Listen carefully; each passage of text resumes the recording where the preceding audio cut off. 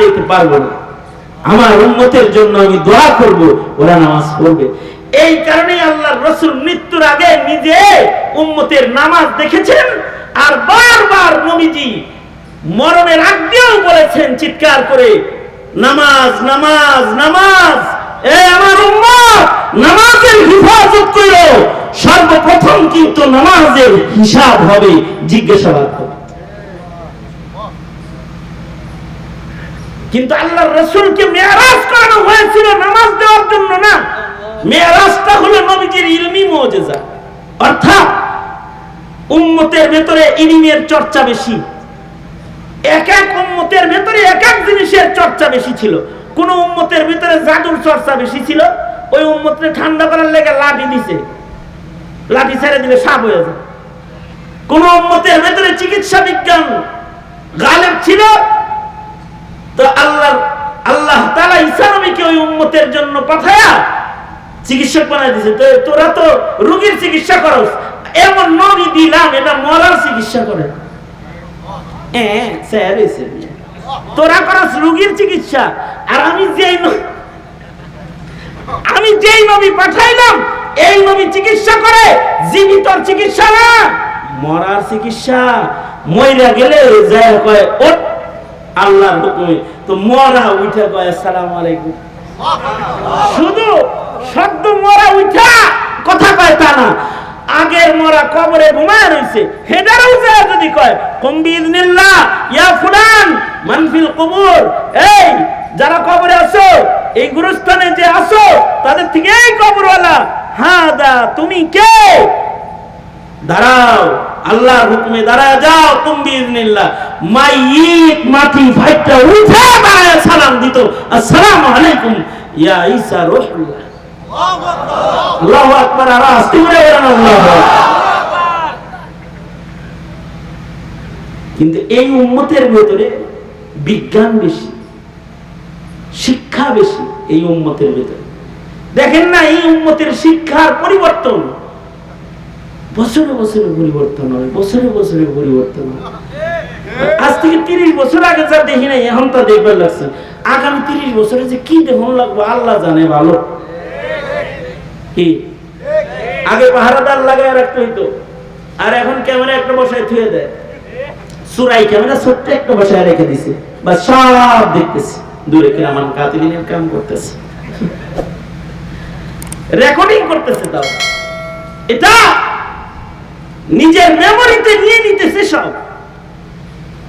এইরকম বিজ্ঞান আর শিক্ষার উন্নতির যুগ, যখন মানুষ জমিনে থাকবার চায় না, আসমান মুখী, এখন কয় মাটিতে বাড়ি তো অনেকেই করে, আমি বাড়ি করুন চাঁদে, চাঁদে বাড়ি করার ধান্দা। আর শিক্ষার যুগ যখন, মঙ্গলে প্লট বিক্রি করার ধান্দা করার যুগ যখন, উম্মত তো তখন কইব, আরে ১৩,০০০ বছর আগের নবীর ইলম আর কি ছিল দেখছস, আমরা মঙ্গলে প্লট বেশি আর চাঁদে বাড়ি বেশি।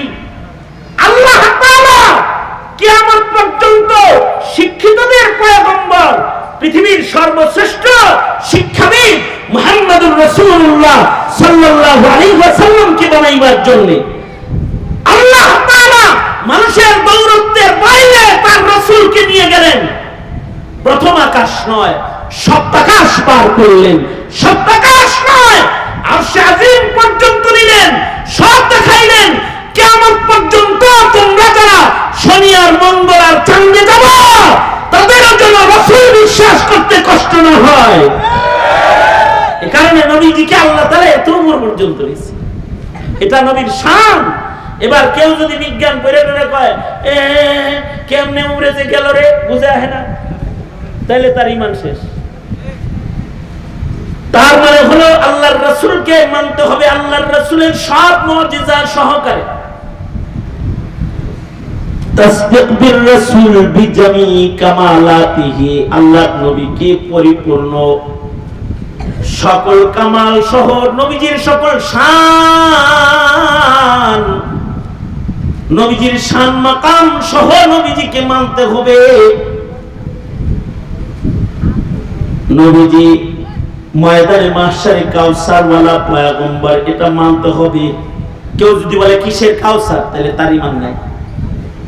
এই কথা বলেন, কেউ যদি বলে কিসের কাউসার, কিসের কাউসার, এটা যদি কয় তাহলে তার কি নাই? ইন্না আ'তাইনাকাল কাউসার, নবীজি মাকামে মাহমুদ ওয়ালা নবী। কেউ যদি বলে কিসের মাকামে মাহমুদ, মাকামে মাহমুদ আবার কি? যদি এটা কেউ বলে তাহলে তার ঈমান নাই। ফাতাহাজ্জাত বিহি নাফিলাতাল লাকা আসা আন ইয়াবাসাকা রাব্বুকা মাকামান মাহমুদা। রাসূল বলেন আনা আউয়ালু শাফিঈন, যদি কেউ বলে শাফাআত কি তাহলে তার ঈমান নাই। ঠিক কিনা? জোরে আওয়াজ করে বলেন। এইভাবে রাসূলকে মানতে হয়। কোন মুসলিম সন্তান যদি এই বিশ্বাসগুলো ওয়াজে বৈশা তাবলীগে যায়, হক্কানি পীর মাশায়েখের দরবারে যায় যদি না শিখে, জীবনেও সহি হবে না। ও আসহাব নূরের দলে যোগ দিবে। এই কথা বলেন, আওয়াজ করে বলেন ঠিক না ঠিক করে বলেন, আর যারা আওয়াজ করে বলেন ঠিক না ঠিক করে বলেন। নাস্তিক পাড়ার সদস্যের খাতায় তার নাম, যে রাসূলকে চিনে না তার নাম নাস্তিকের পাড়ায় চলে যাবে। তাহলে নবীর এক নাম্বার হক হলো নবীর শান মতো নবীজিকে মানতে হবে। দুই নাম্বার হক হলো নবীজিকে ইত্তিবা করতে হবে, ইত্তিবা করতে হবে, ইত্তিবায়ে রাসূল। কোন কাজটা নবী কেমনে করছে সেভাবে করতে হবে। ইহুদির অনুসরণ করলে, নাসারার অনুসরণ করলে কিন্তু নবীর অনুকরণ করো না, তাহলে তুমি নবীর হক মানো না। নবীর হক মানবা তো নবীরে চিনবা, হাসরের মাঠে নবীরে চিনবা। নবীর হক মানবা তো কবরে রাসূল দেখা যখন বলা হবে ওমান হাযার রাজুল, তিনি কে চিনোনি। যদি তুমি নবীর অনুকরণকারী হও, তুমি যদি সুন্নতের মহব্বতকারী হও, তুমি যদি নবীর অনুসরণকারী হও, দেখার সাথে সাথে তুমি বলবে এটা আমার নবী মুহাম্মাদুর রাসূলুল্লাহ সাল্লাল্লাহু আলাইহি ওয়াসাল্লাম। এটা তোমার মুখে উচ্চারিত হবে। নবীজির তিন নাম্বার হক নবীকে ভালোবাসা। নবীকে কি ভাষা? ভালোবাসা। নবীর ভালোবাসাটা কিরকম হইতে হইব? নবীর ভালোবাসাটা হইতে হইব জানের চেয়ে বেশি। নবীর ভালোবাসা হইতে হইব সন্তানের চেয়ে বেশি। নবীর ভালোবাসা হইতে হইব পিতামাতার চেয়ে বেশি। দলরে ভালোবাসো কিন্তু নবীরে ভালোবাসো না, তুমি কেমন মুসলমান? ছেলে মেয়েরে ভালোবাসো, তাই ছেলে মেয়ের ভরণ পোষণ করো, তাদের দেখভাল করো, কিন্তু নবীরে ভালোবাসো, নবী দেখভাল তো তুমি করো না, তুমি কেমন মুসলমান? তোমার নবীর খাতমে নবুয়ত যখন টানাটানি শিকার হয় তখন তুমি তোমার রাসূলকে দেখো না। তোমার নবীর উপরে নাস্তিক মুরতাদের আক্রমণ হয় তখন তোমার ব্যথা লাগে না। তোমার ছেলে কেউ ধমক দিলে পরে তোমার ব্যথা লাগা যায়, আর আল্লাহর রাসূলকে যখন ব্যঙ্গ করে তোমার তখন ব্যথা লাগে না। তোমার দলের নেতাকে কেউ তিরস্কার করলে তোমার গাত্রদাহ শুরু হয়ে যায়, কিন্তু তোমার রাসূলকে যে সন্ত্রাসী মুহাম্মদ বলে গাল দিলে তখন তোমার একটু নড়াচড়া তোমার আসলো না। কেন আসলো না? জবাব দিতে হবে। কেন আসলো না? জবাব দিতে হবে। মহিলা আল্লাহ কবরে যখন জিগাইবে তোমার নবীকে, তখন বুঝে আসবে। নবীরে ভালোবাসা খালি মোল্লার কাম নয়, নবীকে নারীরও ভালোবাসতে হয়, নবীকে পুরুষদেরও ভালোবাসতে হয়, বুড়ারও ভালোবাসতে হয়, বালকেরও ভালোবাসতে হয়, যুবকেরও ভালোবাসতে হয়। এ কারণে রাসূলের জন্য মায়া মদিনার বাচ্চাগুলোরও ছিল, বুড়াগুলার খালি ছিল না, বাচ্চাদেরও ছিল। বাচ্চারাও নবীরে ভালোবাসতো, আর তুমি বুড়া হয়ে নবীরে ভালোবাসো না। কোলের শিশু নবীকে ভালোবাসতো।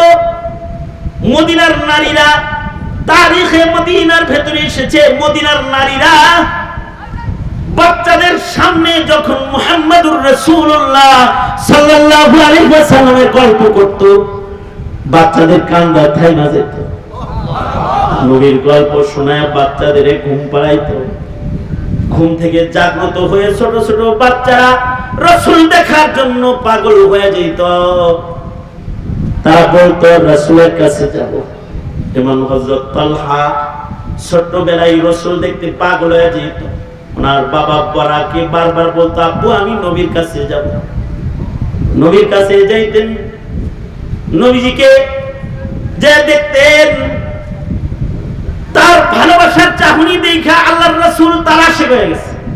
কিরে বাচ্চাটা আমার দিকে এইভাবে তাকায় থাকে কেন?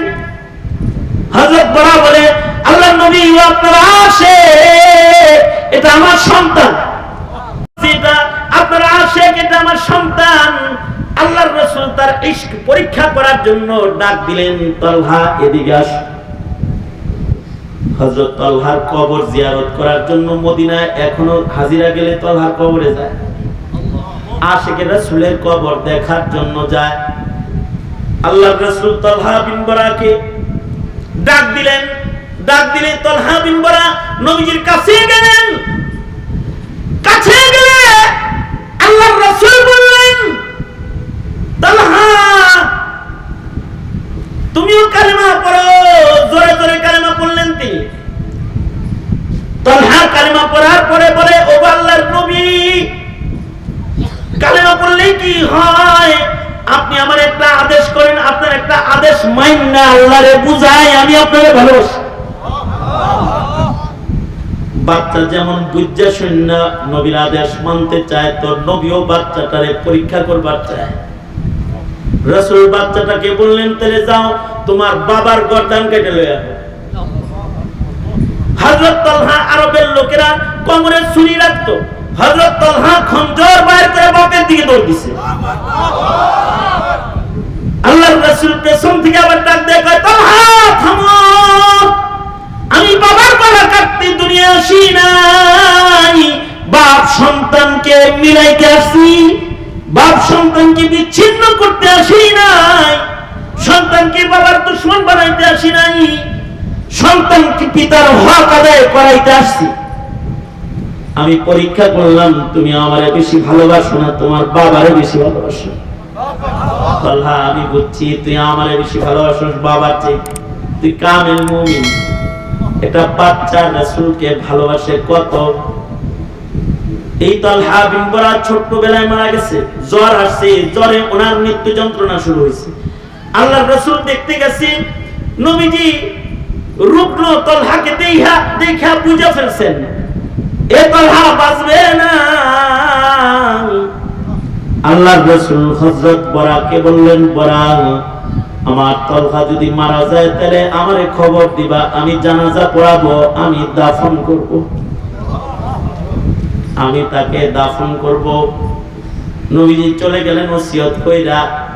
কিন্তু তালহার যখন মরণ যন্ত্রণা শুরু হয়েছে, বাচ্চা তালহা তখন বাপের কয়, আব্বা আমার মৃত্যু যদি রাত্রে হয় নবীরে খবর দিবা না, তোমরা আমারে দাফন করে দিবা, আর যদি দিনের বেলায় আমার মৃত্যু হয় তাহলে রাসূলরে খবর দিবা। কেন রে বাবা? রাত্রে বললে রাসূল খবর দিবা না, এজন্য আমার মরণ খবর শুনলে নবী ঘরে থাকতে পারবে না, পাগলের মতো ছুটে আসবে। রাতের আধারে মদিনার মুনাফিকরা আমার নবীর যদি একটা তীর মারে, আমি আল্লাহর চেহারা দেখাবো কেমনে? রাত্রে মারা গেলে নবীর খবর দিবা না, দিনে মারা গেলে খবর দিবা। সত্য সত্যি উনি সাথে সাথে ইন্তেকাল করলেন। হযরত বরার রাতের বেলায় একা একা সন্তানকে জানাজা করে দাফন করলেন। নবীজি খবর পেয়ে খুব রাগ করলেন, কেন রে বরা আমারে খবর দিলা না, আমি আমার আশিকের জানাজাটা পড়াইতে পারলাম না। হযরত বরা বলে, রাসূল গো, তালহার ওসিয়ত ছিল রাত্রে মারা গেলে যেন আপনাকে খবর না দেই, কারণ আপনি খবর শুনলে দৌড় দিবেন আধারে। আধার রাতে যদি মদিনার দুশমনরা আপনাকে আক্রমণ করে, তালহা নিজের জানাজা ছাড়তে চাই কিন্তু রাসূলকে আঘাত করতে চায় না, নবী কষ্ট করুক এটা চায় না। একটা বাচ্চার ভেতরে নবীর ভালোবাসা, আর তুমি আমি বুড়া থুরথুরা জায়গায় পায় যাদের এই রকম হালাত, এরা আবার দরুদ ইব্রাহিম পড়বে কিভাবে? আর যদি পরীক্ষাটা হয় দোয়ায়ে কুনুতের, দোয়ায়ে কুনুত যদি পড়তে বলেন, যে বেতের নামাজ যেহেতু পড়েন তো দোয়ায়ে কুনুতটা পড়েন, দোয়ায়ে কুনুত। তাইলে তো মাশাআল্লাহ মজলিস ছাইরা দৌড় দেওয়ার সম্ভাবনা থাকে অনেকে। আমি শরম লজ্জা দেওয়ার জন্য বলতেছি না, নিজে নিজেকে গালি দিতে পারবেন, ধিক্কার দিতে পারবেন যে মুসলিম হিসেবে এতটুকুন কেন শিখলা না। এইটুকুন শিখার জন্য কমস কম কিছু দাওয়াত ও তাবলীগের মেহনত, চিল্লা 3 চিল্লা 1 চিল্লা 10 দিন 3 দিন সময় লাগায়ও কি এগুলো ঠিক করুন যায় না? যুবকেরা, শ্রমিকেরা, ঠিক করা যায় না? এগুলো ঠিক করার প্রস্তুতি রাখবো তো ইনশাআল্লাহ। এই ঈমানগুলো শিখতে হয়, কবরের ঈমান শিখতে হয়, কোরআনের হক হুকুক কি শিখতে হয়, নবীর হাদিসের হক কি কি শিখতে হয়। আল্লাহ তাআলা আমাদেরকে দ্বীনি শিক্ষার মাধ্যমে দ্বীন হেফাজতের যোগ্যতা দান করুন। দ্বীন না শিখতে শিখতে মূর্খতার জ্বর শিকড় যে গভীরে চলে যাইতেছে, এটা ভালো না। একটা সমাজ আসবে সামনে যে এখনই আজানে কামত পারে না, একটা সমাজ আসবে ধর্ম কি জিনিস বলতেই পারবে না, বলতেই পারবে না। আল্লাহ তাআলা আমাদেরকে এই ক্ষতির থেকে বাঁচাক। মালের ক্ষতি বড় ক্ষতি না, ইমানের ক্ষতি বড় ক্ষতি, দলের ক্ষতি বড় ক্ষতি না, ধর্মের ক্ষতি বড় ক্ষতি। যারা রাজনীতি করো শোনো, দলের ক্ষতি বড় ক্ষতি না, ধর্মের ক্ষতি বড় ক্ষতি।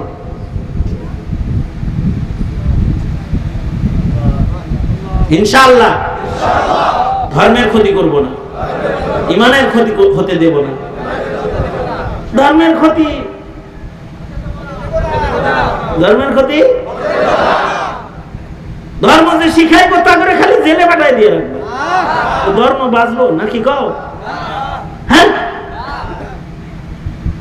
চিত্রনায়িকা, ডান্সার, গায়িকা, তা করে খালি সম্মান দিবা, তাহলে ধর্ম বাঁচবো, তাই না?